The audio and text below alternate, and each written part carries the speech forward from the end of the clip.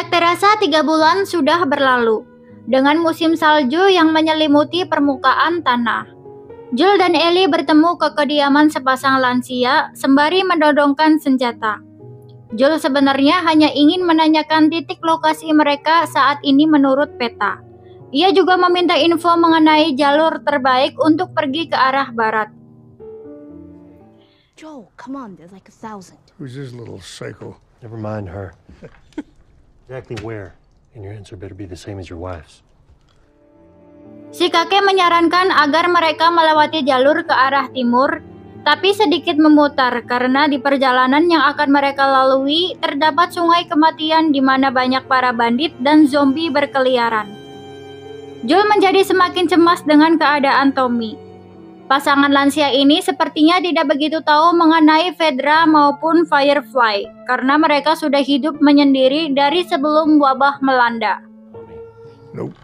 What about the fireflies? Not the bugs, the people. There are firefly people? Setelahnya mereka pamit untuk kembali melanjutkan perjalanan dengan membawa satu kelinci pemberian kakek. Tapi tiba-tiba Joel merasa kesakitan di bagian dada. Ellie pun jadi sedikit cemas, tapi Joel berkata ia baik-baik saja, ini hanya efek kedinginan. Mereka memutuskan melewati sungai kematian untuk mempercepat perjalanan. Hari mulai gelap. Joel dan Ellie pun memutuskan untuk menginap di bawah goa kecil. Joel dan Ellie sedikit melakukan obrolan serius mengenai langkah yang akan mereka ambil setelah Firefly selesai mengambil sampel darah Ellie. So gross. Where are you going? What are you doing? Maybe an old farmhouse, some land, a ranch. Cool. Esok paginya mereka lanjut pergi. Namun di tengah-tengah perjalanan tiba-tiba muncul sekelompok penunggang kuda yang menahan perjalanan mereka sembari menodongkan senjata. Mereka hanya ingin memastikan kalau Joel dan Ellie bebas dari jamur Kadas kurap jamur cordyceps maksudnya guys. Guguk pengendus pun mereka keluarkan untuk mendeteksi. Pertama-tama Joel, dan tentu saja dia aman. Namun tiba waktunya untuk Ellie. Saat itu juga mereka berdua pun panik bukan main. Dan kemudian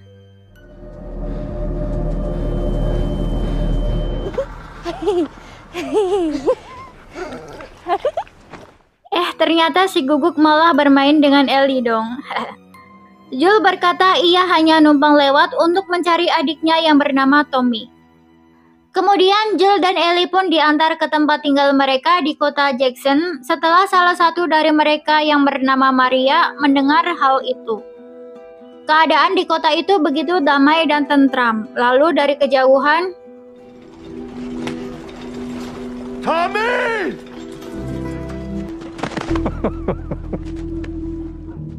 ya, itu adalah Tommy, adik dari Joel. Ya ampun, akhirnya mereka bertemu lagi. Jadi terharu ya kan. Setelahnya mereka ditraktir makan sepuasnya oleh Tommy dan Maria yang ternyata adalah istrinya. Congrats. What? Congrats. Kemudian mereka diajak berkeliling kota yang masih memiliki aliran listrik dengan memanfaatkan bendungan di sana. Maria menjelaskan bahwa kota itu aman dari dunia luar karena mereka tidak mengaktifkan gelombang radio yang bisa memancing orang-orang jahat dari luar. Di sana juga tidak ada yang namanya pemimpin mutlak. Mereka saling bekerja sama dengan memilih beberapa dewan untuk mengatur kota itu dengan cara pemilu. Old. You want a pet her? Yeah, what's your name? Shimmer. Well, I'll take Ellie over there if you two wanna catch up. Joel melakukan pembicaraan empat mata dengan Tommy.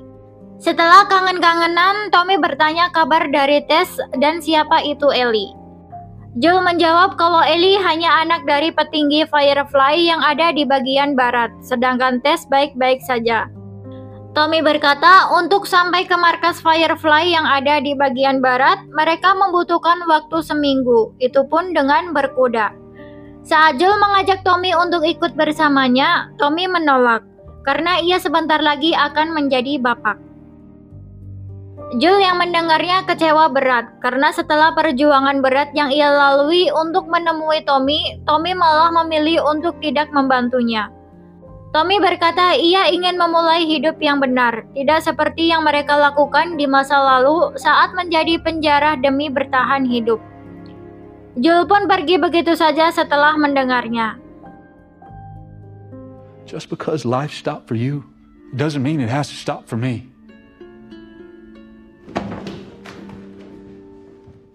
Saat di luar, Jul kembali merasa sesak di dada. Lalu ia kembali teringat dengan anaknya Sarah ketika melihat seorang wanita dengan potongan rambut yang sama persis.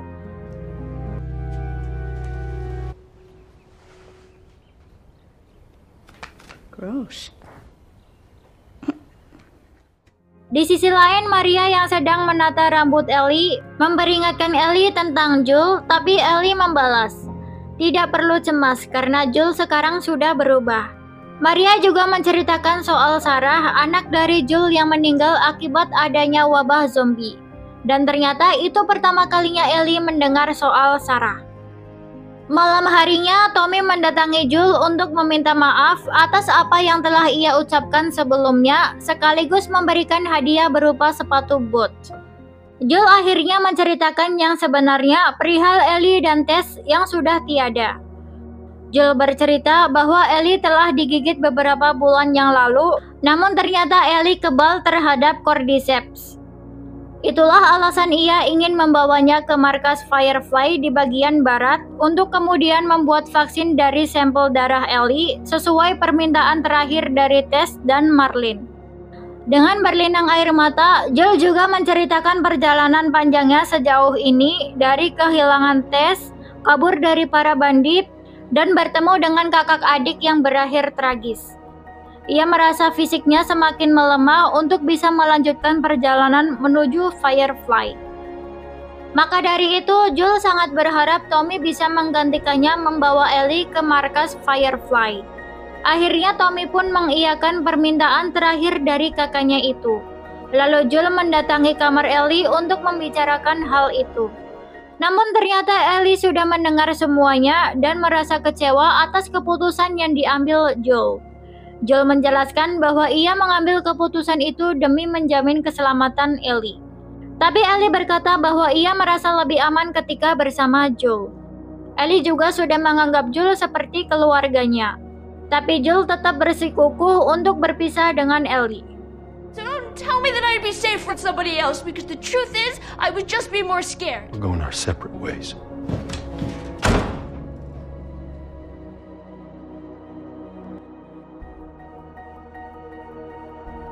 Di keesokan paginya, Tommy menghampiri kamar Ellie untuk menjemputnya dan menuju alat transportasi berupa kuda. Ternyata Jul sudah ada di sana dan memberi pilihan kepada Ellie untuk memilih, dan sudah jelas tanpa basa-basi, Ellie pun langsung memberikan tasnya kepada Jul. Sepertinya Jul lulus setelah mendengar kata-kata Ellie semalam. Better off with Tommy. Let's go. Okay. Mereka pun melanjutkan perjalanan yang menjadi perpisahan antara Jul dan sang adik Tommy. Selama perjalanan terlihat bahwa hubungan Jul dan Ellie semakin dekat, sudah seperti ayah dan anak gitulah. Steady, nice and slow. You gonna shoot this thing or get it pregnant?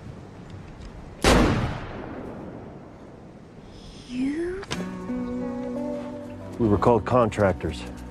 That's pretty cool. Singkat cerita, sampailah mereka di markas Firefly, tapi anehnya di sana sangat sepi, hanya ada segerombol monyet. Setelah menelusuri beberapa tempat, Jul menemukan clue yang sepertinya mereka sudah pindah markas ke kota Salt Lake. Namun dari jendela, Jul melihat 4 orang bersenjata, dan itu membuat Jul was-was dan langsung menuntun Ellie keluar dari sana. Saat mereka hendak menaiki kuda, tiba-tiba ada 1 orang yang menyerang Jul. Jul berhasil membunuhnya, namun naas, ia tertusuk pecahan senjata orang itu. Get on the horse! 3 orang lagi datang. Jul dan Ellie cepat-cepat menaiki kuda dan berhasil pergi dari sana. Tapi di tengah-tengah perjalanan, Jules tumbang dan tak sadarkan diri karena luka yang semakin melebar. Sontak itu membuat Ellie ketakutan, takut kehilangan orang yang ia sayangi sekali lagi, dan takut karena ia tidak tahu harus bagaimana jika sendirian. I don't know where the fuck I'm going. What the fuck I'm gonna do? Joel, please. Ellie kemudian membawa Jules ke sebuah bagasi di rumah kosong. Jules terlihat sudah sadar, tapi masih kesakitan. Ellie tidak bisa berbuat banyak selain menutupi luka Jules dengan kain, agar pendarahannya tidak semakin parah. Di sini, Jules menyuruh Ellie untuk meninggalkannya, dan kembali ke utara untuk meminta bantuan kepada Tommy. Ellie yang mendengarnya hanya bisa mengiyakannya karena sudah tidak tahu lagi apa yang harus dilakukan. Ellie pun mulai beranjak keluar dan membuka pintu. Di balik pintu itu, kita melihat masa lalu Ellie saat masih di sekolah Fedra. Ia terlihat sedang menjalani semacam pelatihan gitu.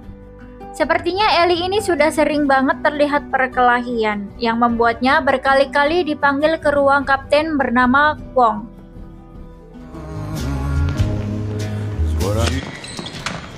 Give him back! I don't want to fight about it. She's not here anymore, is she? Sebenarnya lebih ke membela diri karena dibully sih. Hanya saja si pembuli kalah adu mekanik. Wong berkata bahwa perilaku Ellie dalam sepekan ini semakin barbar. Ellie menjelaskan kalau gadis bernama Bethany lah yang memulainya. Kapten Wong mengerti, tapi ia mencoba menasehati Ellie untuk lebih mengontrol diri. Karena Ellie ini punya potensi katanya. Kalau terus berperilaku seperti ini, Ellie hanya akan jadi prajurit biasa. Tapi jika ia bisa mengikuti arahan dari Kwong, besar kemungkinan Ellie akan jadi perwira yang mampu mengontrol ribuan Bethany. You follow the rules, you become an officer. You get to tell the Bethanies of the world exactly where to shove it. There's a leader in you. Keys. Good. Malam harinya, Ellie masih terlihat sedikit bad mood sambil membaca komik favoritnya. Setelahnya, Ellie lanjut tidur. Namun tiba-tiba...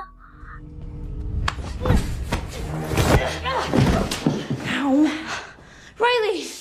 Ya, ada seseorang yang menyekap Ellie, tapi ternyata itu adalah sahabatnya, Riley. Yang Ellie kira sudah almarhum karena Riley sudah pergi tanpa kabar selama 3 pekan. Riley bertanya, siapa yang membuat mata Ellie bengkak? Ellie pun menceritakan semuanya. Di sini Riley memberitahu Ellie bahwa ia telah bergabung dengan Firefly. Ia pun membuat Ellie syok karena pada saat itu yang Ellie tahu, Firefly itu hanyalah pemberontak. Riley berjanji akan menjelaskan semuanya sambil berjalan menuju suatu tempat yang menakjubkan. Di dalam perjalanan, Ellie dan Riley dikejutkan dengan penemuan mayat di sebuah gedung. I thought you were dead. You've been gone for 3 weeks. Wait, who gave you the black eye? It was Bethany, and I already fucked her up. I joined the Firefly. Is he dead? Yeah. Let's do it.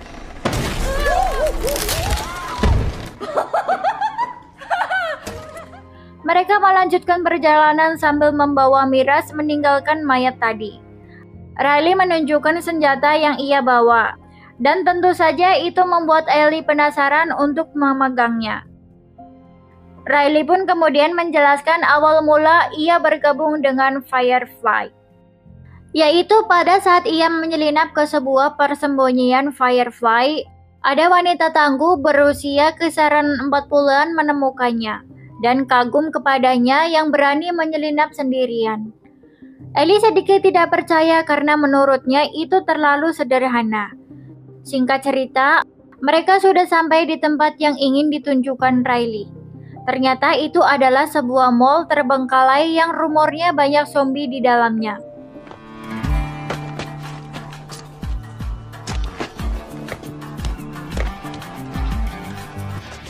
Okay, stop.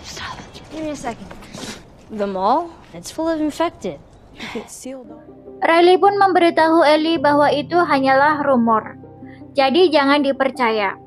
Saat di dalam, Riley menyuruh Ellie untuk masuk ke dalam pintu sendirian dan berjalan sesuai arahan darinya.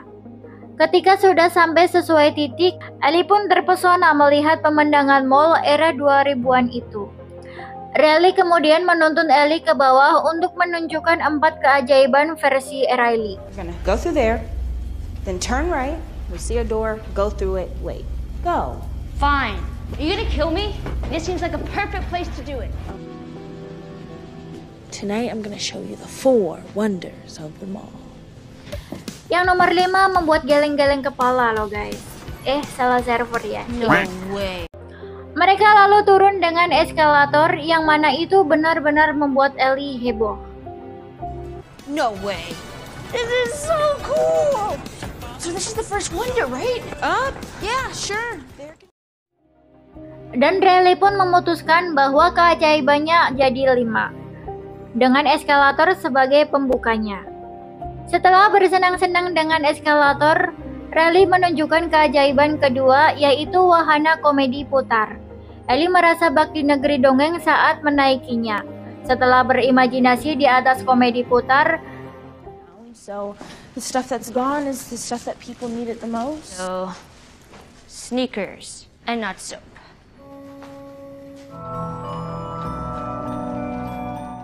Riley menunjukkan keajaiban ketiga, yaitu mesin botol box yang awalnya Ellie kira itu mesin waktu.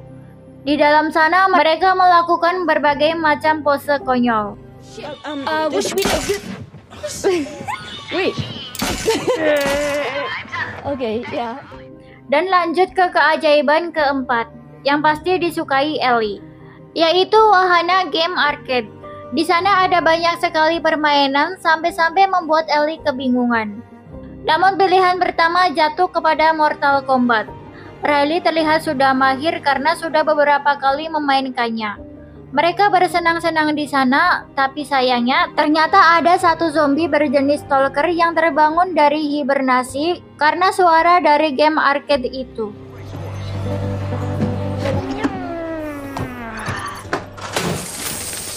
Breaking this fucker open. Finish him! Do not finish me! Back forward, down forward, low punch.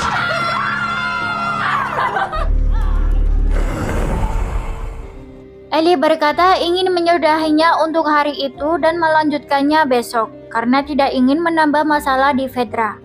Sebelum itu, Riley ingin menunjukkan sesuatu, yaitu komik Savage Starlight seri kedua. Tapi di sana Ellie menemukan beberapa bom. Ellie juga jadi mengetahui bahwa Riley memang ditugaskan untuk menjaga tempat itu dan menghancurkan beberapa gedung Fedra. Ellie yang kecewa hendak kembali, tapi Riley menjelaskan bahwa besok ia akan dipindahkan ke pos di QZ Atlanta. Sebenarnya Riley sudah meminta Marlene untuk membawa sahabatnya, tapi Marlene tidak mengizinkan. Karena sudah benar-benar kesal, Ellie pun pergi meninggalkan Riley. And I wanted to say goodbye.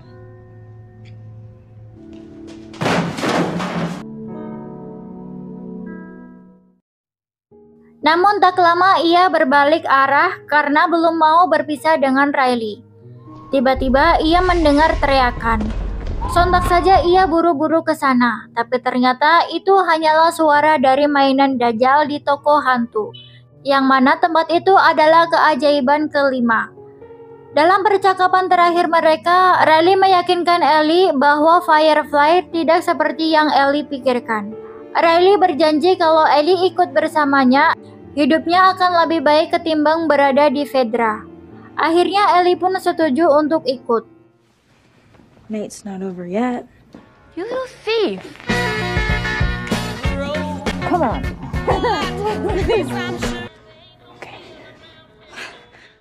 Saat mereka sedang bersenandung dengan topeng horor untuk yang terakhir kalinya di tempat itu, tiba-tiba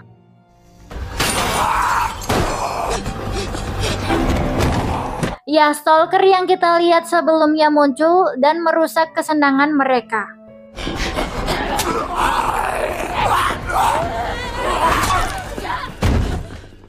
Stalker itu benar-benar membuat mereka berdua dalam kesulitan. Tapi akhirnya Ellie berhasil menumbangkan stalker tersebut. Namun naas, gara-gara kejadian itu Ellie dan Riley berhasil tergigit olehnya. Itu membuat Ellie marah dan melampiaskannya ke benda-benda di sekitar. Setelah capek, mereka berdua duduk berdua merenungi nasib. Riley sudah pasrah dan memilih diam menunggu ajal sambil berkata, "Toh pada akhirnya semua manusia akan mati, hanya waktunya yang berbeda." It ends this way for everyone sooner or later, right? It's 2 minutes. We don't give that up. I'm sorry. Kembali ke masa sekarang, Ellie yang tidak mau kehilangan orang tersayang sekali lagi buru-buru mencari alat yang kira-kira bisa berguna untuk mengobati Joel.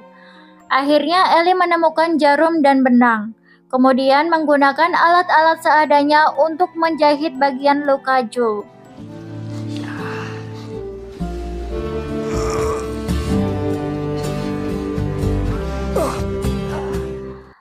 Ini ngilu banget sih ngelihatnya. Scene berpindah ke sebuah kota bernama Silver Lake, di mana ada seorang pastor sekaligus pemimpin di kota itu yang sedang berceramah. Setelah pastor yang bernama David itu selesai berceramah, ia bersama salah satu anggota inti yang bernama James membahas bahan pangan yang semakin menipis. Hal itu dikarenakan cuaca yang begitu ekstrim sehingga membuat mereka kesulitan untuk berkebun ataupun berburu hewan. James berkata kalau salah satu warga melihat seekor rusa beberapa kilo dari sana. Mereka berdua pun memutuskan untuk mengeceknya. Kembali ke Ellie dan Joel yang masih di rumah kosong. Joel terlihat masih tak sadarkan diri karena stok makanan mereka semakin menipis. Akhirnya Ellie memutuskan untuk pergi berburu. Ia menemukan seekor rusa dan berhasil menembaknya. Sayangnya tidak mengenai bagian vital, sehingga rusa itu masih bisa berlari walaupun dengan darah yang berceceran.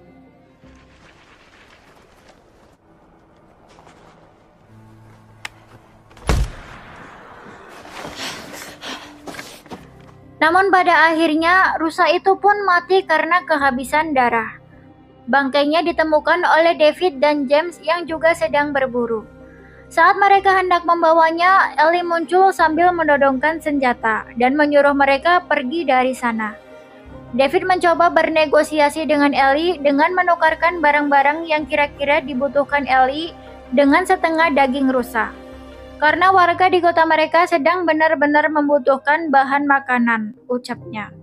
Ellie bertanya apakah obat P3K untuk luka infeksi ada? Ketika David menjawab iya, Ellie pun langsung menjawab deal. Kemudian David menyuruh James untuk mengambil obat infeksi beserta jarum suntiknya. Tapi Ellie tetap tidak mau lengah. Ia mengosongkan peluru senjata yang dibawa David dan James. Setelah ia bersama Ellie menunggu di bangunan terbengkalai, David mengajak ngobrol Ellie yang masih siaga dengan senjatanya. David bercerita bahwa awalnya ia hanyalah seorang pastor. David bersama yang lain berasal dari zona karantina di kota Pittsburgh yang hancur pada tahun 2017 karena konflik antara Firefly dan Fedra. Mereka pun pergi ke zona tersebut dan memutuskan untuk menetap di kota Silver Lake karena di sana terlihat aman sentosa. Para warga meminta David untuk memimpin mereka, ceritanya. David yang religius berkata bahwa segala sesuatu yang terjadi pasti ada alasannya.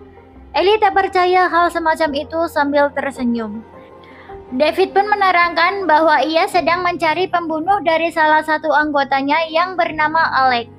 Saat ia bersama 3 anggotanya pergi mencari makanan di kota sebelah. David menjelaskan bahwa ciri-ciri pelaku yaitu pria dewasa bersama seorang gadis.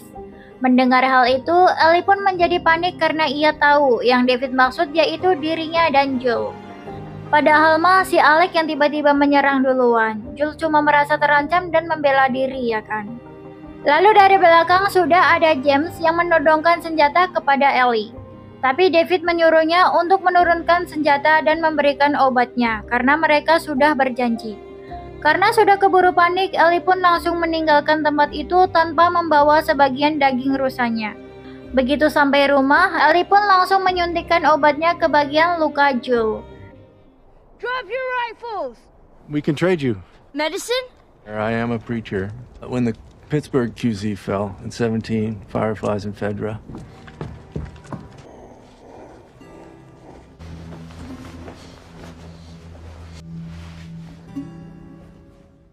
Di sisi lain, istri Alex sedang memasak sup daging yang katanya sih itu stok daging hewan buruan. Bisa jadi sih itu daging suaminya sendiri. Dark banget ya guys kalau bener. Tak lama David bersama James datang dengan rusa utuh. Para jemaat yang lain tapi terlihat tidak senang karena sudah mendengar soal David yang bertemu gadis yang tinggal bersama pria yang membunuh Alex. David pun berjanji akan menemukan mereka esoknya dan membunuh pria yang membunuh Alex. Namun anak dari Alex berteriak, "Kau harusnya membunuh mereka sekarang juga." Dia langsung ditampar sampai jatuh dari kursi dong. Warga yang lain termasuk si ibu hanya bisa terdiam, saking taatnya mereka kepada David. Setelahnya, David memimpin doa sebelum makan. And we'll bring that man to justice. You should kill both of them. You will show him respect when he's speaking. Amen.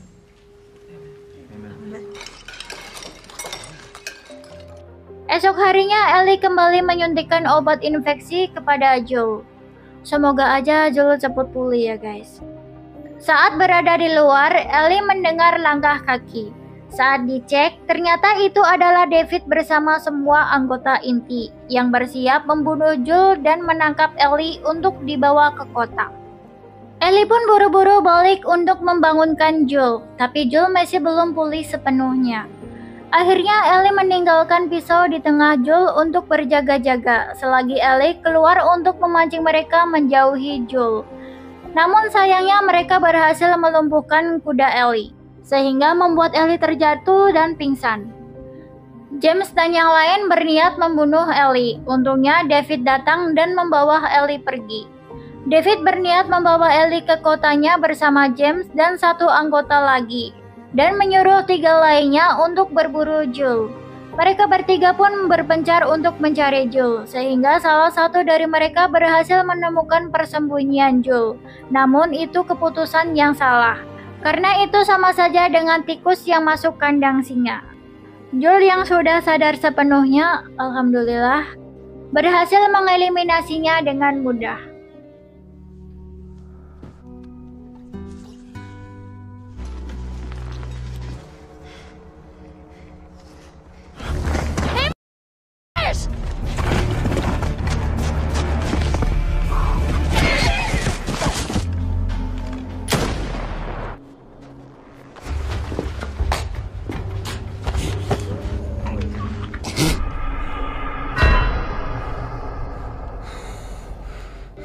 Tak lama, Joel juga berhasil menangkap kedua anggota lainnya.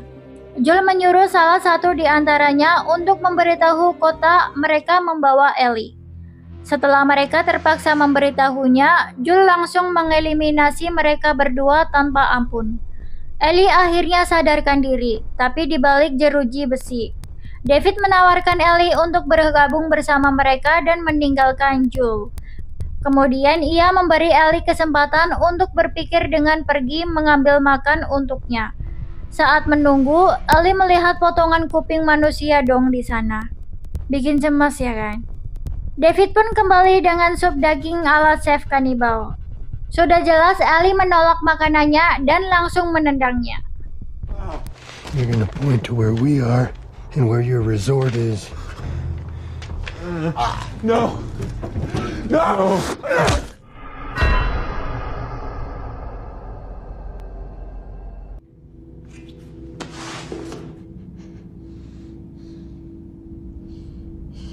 You're eating people, you sick! Dan akhirnya David pun mengakui kalau itu adalah daging manusia. Udah gak tahu lagi deh guys, lebih ngeri mereka atau zombie. Ia memberitahu hanya anggota-anggota inti saja yang tahu. Ellie meyakini kalau ia memberi makan Ellie supaya semakin banyak dagingnya saat dipotong. Ellie mengatai David dengan sebutan monster, karena bisa-bisanya ia memakan sesama manusia. David pun menjelaskan bahwa ia terpaksa melakukan itu demi kelangsungan hidup warganya, karena kesediaan makanan sudah semakin mengkhawatirkan. Sedangkan para warga menggantungkan hidup mereka kepada David. David sekali lagi mengajak Ellie untuk bergabung dengannya, dengan embel-embel tidak akan membiarkan Ellie kelaparan dan menjaganya. Layaknya Cordyceps yang tumbuh subur untuk berkembang biak dan memberi makan anak-anaknya, walaupun harus mengorbankan manusia, ucapnya. Mungkin ini yang namanya melakukan pembenaran ya guys. Awalnya sih kukira David ini benar-benar sosok pemimpin yang bijak dan pure baik. Ternyata makin kesini kok makin kesana ya. Mendengar semua ceramahan David, Ellie pun bertingkah seolah-olah telah luluh. Namun saat ada kesempatan, Ellie langsung mematahkan jari David. Tapi ia tidak berhasil mengambil kunci. David menghajar Ellie dan pergi memanggil James. Di waktu yang sama, Joel yang kondisinya semakin membaik sampai di titik lokasi di mana Ellie berada. Ia menemukan suatu gudang. Saat di dalam ada 3 mayat tanpa kepala menggantung, yang sepertinya menjadi stok persediaan makanan David dan kawan-kawan. Sementara itu, Ellie hendak dijadikan tambahan stok oleh David dan juga James. Ellie sempat memberontak dan menggigit tangan David. Saat detik-detik Ellie akan dicincang, ia berkata kalau ia terinfeksi sambil menunjukkan lengannya.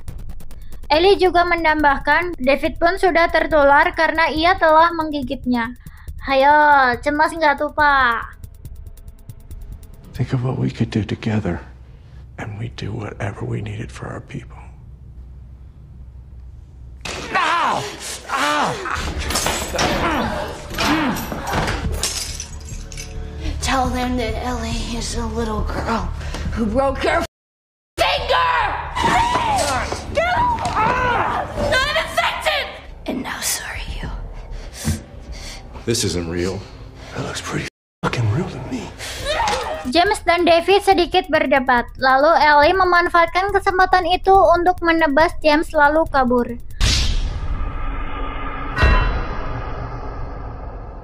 Ellie mengambil kayu bakar yang ada di dapur dan melemparkannya ke arah David.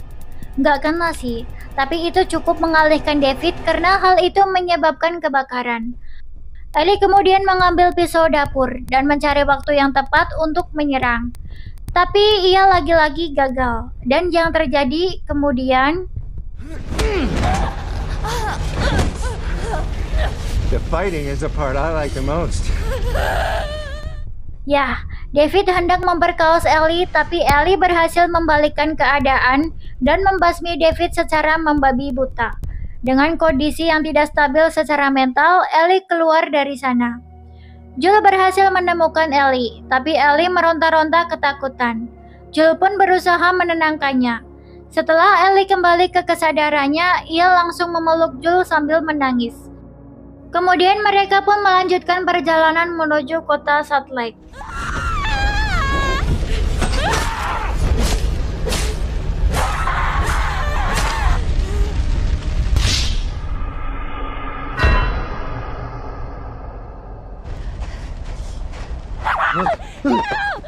It's me. It's okay, baby girl. I got you.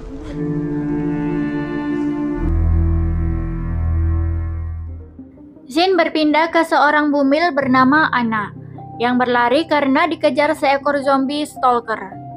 Lalu ia masuk ke sebuah rumah dan memanggil seseorang, tapi tidak ada seseorang pun di sana. Sayangnya, bayi di dalam kandungannya sudah ingin keluar di saat yang tidak tepat.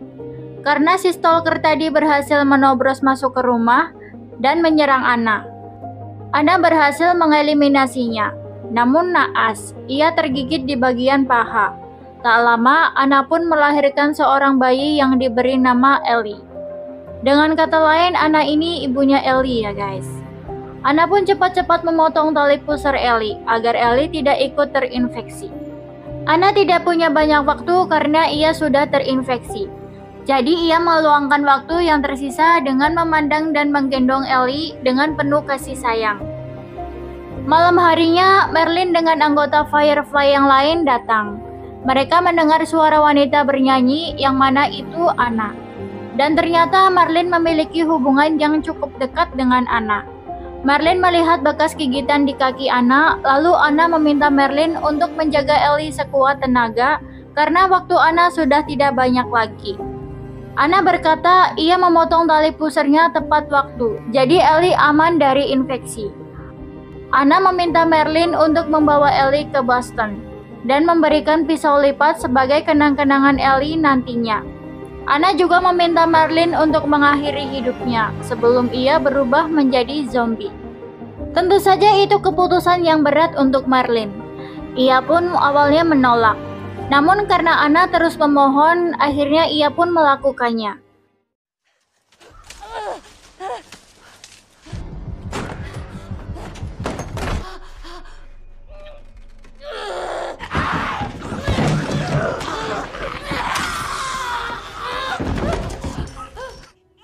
You fucking tell him, Ellie. Anna? Oh, God. Make sure that she's safe. Her name is Ellie. I can't kill you. Please!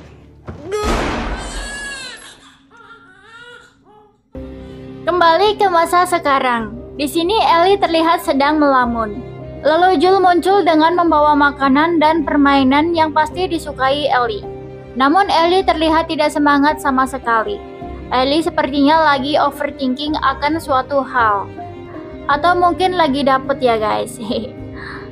Joel memberitahu kalau mereka sudah semakin dekat dengan lokasi sebuah rumah sakit. Dan kemungkinan itulah markas Firefly yang mereka cari. Joel terus-menerus mengajak Ellie mengobrol. Tapi Ellie masih terlihat tidak seperti biasanya. Beef Baroni, Chef Boyardee. You want to learn how to play guitar? I bet you'd be great at it. Mereka pun tiba di Salt Lake City. Ellie berkata ingin menaiki gedung di lantai tertinggi. Perjalanan mereka terhalang reruntuhan. Namun Joel berkata bahwa ia mempunyai dinamit yang bisa meledakkan reruntuhan itu. Tapi bohong. Ellie masih tidak bereaksi dengan lelucon receh itu. Joel berencana mengangkat Ellie untuk bisa naik ke lantai berikutnya dan meminta Ellie menurunkan tangga yang ada di lantai itu. Namun Ellie tidak memperhatikan. Akhirnya Joel bertanya, apakah kau baik-baik saja? Ellie menjawab, nggak apa-apa kok. Ellie pun naik dan hendak menurunkan sebuah tangga. Tapi tiba-tiba saja Ellie berlari dan langsung mendorong tangganya ke lantai dong. Joel pun buru-buru naik dan bertanya apa yang terjadi. Tapi Ellie terus berlari sambil meminta Joel mengikutinya, karena ada suatu hal menarik yang harus Joel lihat. Dan ternyata itu adalah sebuah jerapah. Mereka pun memberi makan jerapah tersebut dengan dedaunan. Joel melihat Ellie sebegitu senangnya, jadi ikut senang, karena akhirnya mood Ellie membaik. Saat jerapah itu pergi, Ellie mengejarnya hingga mereka sampai di bagian paling atas gedung. Dan ternyata tidak hanya ada satu jerapah, tapi sekeluarga besar. Mereka pun berhenti sejenak untuk melihat memandang itu. Lalu Joel berbicara kepada Ellie, bahwa ia tidak tahu soal rumah sakit yang mereka tuju. Namun bisa dipastikan akan ada bahaya nanti. Joel hanya tidak ingin Ellie berada dalam bahaya lagi, karena ia sudah menganggap Ellie layaknya anaknya sendiri. Joel berpikir untuk mengajak Ellie kembali ke tempat Tommy dan melupakan semuanya.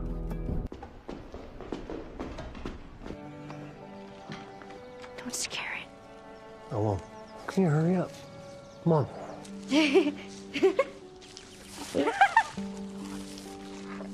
We don't have to do this. We just go back to Tommy's. We forget about the whole damn thing. It can't be for nothing. Namun Ellie meyakinkan Joel bahwa semua akan baik-baik saja dan akan mengikuti Joel kemanapun ia pergi setelah mereka selesai dengan Firefly. Ellie hanya tidak mau semua yang telah mereka lalui menjadi sia-sia. Mereka pun melanjutkan perjalanan, melewati camp medis darurat yang terbengkalai. Kata Joel itu dibuat pada awal-awal wabah Cordyceps menyebar. Joel kembali menceritakan masa lalunya, padahal sebelumnya tak ada seorang pun yang membuatnya ingin menceritakan masa lalunya itu. bahkan soal Sarah anaknya. Ellie berkata mungkin waktulah yang menyembuhkan luka Joel. Tapi Joel menimpal, bukan waktu melainkan Ellie. Yah, pada kenyataannya Joel bener sih, waktu emang gak bisa menyembuhkan luka. Halah, apa sih? Ellie pun jadi mengerti betapa berartinya ia bagi Joel sekarang. Mereka lanjut berjalan. Joel meminta Ellie mengeluarkan lelucon-lelucon cringe dari buku No Pun in the Niche untuk mencairkan suasana. Namun dari belakang terlihat seorang pria mengendap-endap dan melempar bom asap kepada mereka. Lalu Ellie dibawa oleh seseorang sedangkan Joel dipukul hingga pingsan dari belakang. Saat tersadar, Joel sudah ada di sebuah ranjang. Dan ada Marlin di sana. Ternyata yang menyerang mereka itu Firefly. Marlin meminta maaf karena anak buahnya tidak tahu soal Joel. Walaupun gak tahu harusnya gak main serang-serang juga ya kan. Jadi meragukan Firefly ini ya guys. Where's Ellie? She wasn't hurt. Where is she? She would have been dead on day one. How'd you do it? We all owe you. Just take me to her. Joel langsung bertanya di mana Ellie. Marlin berkata bahwa Ellie tidak terluka dan Ellie pun sangat mengkhawatirkan Joel. Joel terus bertanya di mana Ellie, tapi Marlin mengalihkan pembicaraan dan kagum kepada Joel. Ia balik bertanya bagaimana Joel bisa bertahan sejauh ini, sedangkan Firefly saja yang menggerakkan satu pasukan penuh, hanya segelintir yang berhasil selamat. Mungkin jika bukan bersama Joel, Ellie sudah almarhum di hari pertama ia pergi, ucapnya. Marlin berkata bahwa ia berhutang kepada Joel. Joel meminta Marlin membawanya ke tempat Ellie, tapi Marlin berkata itu tidak bisa. Karena sekarang Ellie sedang dipersiapkan untuk menjalani operasi. Itu membuat Joel kaget. Joel langsung bertanya, operasi apa? Marlin pun menjelaskan jika Cordyceps sudah berada di tubuh Ellie sejak ia bayi. Dan hal itu membuat Cordyceps yang datang lewat gigitan mengira Ellie juga sebangsa dengan mereka. Si dokter berniat mengambil sel kekebalan tubuh Ellie untuk kemudian dikloning dengan ditanamkan ke seluruh umat manusia. Tapi bayarannya adalah nyawa Ellie. Melihat reaksi Joel, Marlin sangat tahu bagaimana perasaan Joel saat ini. Karena ia pun teman dari ibu kandung Ellie. Ibunya pun meminta Marlin untuk selalu menjaga Ellie, tapi ia tidak punya pilihan lain. Lalu Marlin menyuruh dua anak buahnya yang sok keras untuk membawa Joel pergi dari sana dengan kendaraan dan bekal yang telah disiapkan. Marlin bahkan memberi mereka perintah untuk tidak segan-segan membunuhnya jika Joel berani macam-macam. Saat berada di tangga darurat, Joel yang sudah gedek melancarkan aksinya dan mengeliminasi mereka berdua. Makan tuh. What surgery? He thinks that the cordyceps in Ellie has grown with her since birth. It makes normal cordyceps think that she's cordyceps. It's why she's immune. He's going to remove it from her, and then we can give it to everyone. Cordyceps grows inside the brain. Please, you don't understand. I do understand. I'm sorry. If he tries anything, shoot him. I said keep walking. Joel pun juga berhasil mengeliminasi semua anggota Firefly yang ada di sana satu persatu. Ia kemudian lanjut ke ruangan bedah anak dan mengambil nyawa sang dokter karena tidak mau menyerahkan Ellie. Joel menyuruh para asisten dokter untuk mencabut semua infus dan membawa Ellie yang tidak sadarkan diri keluar dari sana. Saat berada di basement parkir, Marlin muncul sambil menodongkan senjata kepada Joel. Marlin menerangkan bahwa ia ingin membuat perubahan dengan membuat vaksin virus Cordyceps untuk umat manusia. Sedangkan Joel hanya ingin Ellie tumbuh sebagaimana anak lainnya karena rasa sayangnya yang begitu besar. Sebenarnya aku nggak bisa nyalahin keduanya sih guys. Nggak ada yang benar-benar salah di antara mereka berdua, iya nggak sih? Marlin terus membujuk Joel agar mau melepaskan Ellie demi pembuatan vaksin. Namun tiba-tiba scene berpindah kepada Joel yang sedang mengendarai mobil bersama Ellie. Ellie tersadar dan bertanya apa yang terjadi. Kenapa ia ada di mobil? Lalu kita diperlihatkan adegan di saat Marlin membujuk Joel. Ternyata Joel telah mengeliminasi Marlin. Kemudian di mobil, Joel mengarang cerita bahwa ternyata banyak anak-anak yang kebal seperti Ellie. Namun vaksin Cordyceps tetap mustahil untuk dibuat. Kemudian datang para pejarah dan terjadi bentrok di sana, sehingga membuat Joel membawa Ellie terburu-buru dengan pakaian pasien. I won't let you take her. Unhook her. It's not too late. Even after what you've done. They've actually... Please, let me go. You've just come after her. Turns out there's a whole lot more like you. They've stopped looking for a cure. Raiders attacked the hospital. I barely got you out of there. Is Marlene okay? Joel berkata Marlene tidak selamat dari kejadian itu, dan itu membuat Ellie terdiam. Joel meminta maaf, tapi sebenarnya maafnya itu karena ialah yang telah mengambil nyawa Marlene. Joel berniat membawa mereka kembali ke Wyoming, tapi di tengah perjalanan mobil mereka mogok, hingga mereka akhirnya berjalan kaki mendaki gunung. Lewati lembah, sungai mengalir indah, lah nyanyi. Joel bercerita tentang Sarah. Dulu mereka pun sering melakukan hal ini. Joel berkata, jika Sarah masih hidup, ia pasti akan menyukai Ellie. Ellie bercerita soal dirinya yang bukan pertama kali mengambil nyawa seseorang kala itu. Ia bercerita bahwa orang pertama yang ia eliminasi ialah sahabatnya sendiri. Karena sahabatnya pun tergigit saat Ellie pertama kali tergigit. Mendengar hal itu, Joel mencoba menyemangati Ellie dan mengajaknya membuka lembaran baru. Lalu Ellie meminta Joel bersumpah kalau yang ia ceritakan di markas Firefly benar adanya. Joel pun berkata, aku bersumpah. No, Sarah and I used to hike like this all the time. Why I think she'd like you? Because you're funny. Swear to me that everything you said about the Fireflies is true. I swear. Dan The Last of Us Season 1 pun selesai. Ya itu tadi guys alur cerita The Last of Us Part 2 dari aku, dan ini sekaligus menjadi akhir cerita dari Season 1. Sebenarnya akhir ceritanya masih gantung ya guys. Ya namanya juga film season ya kan. Kayaknya kita harus sabar nih buat nungguin season selanjutnya guys. Ya mudah-mudahan saja bulan depan udah nongol season 2-nya ya. Oke, semoga kalian terhibur dengan video kali ini ya guys.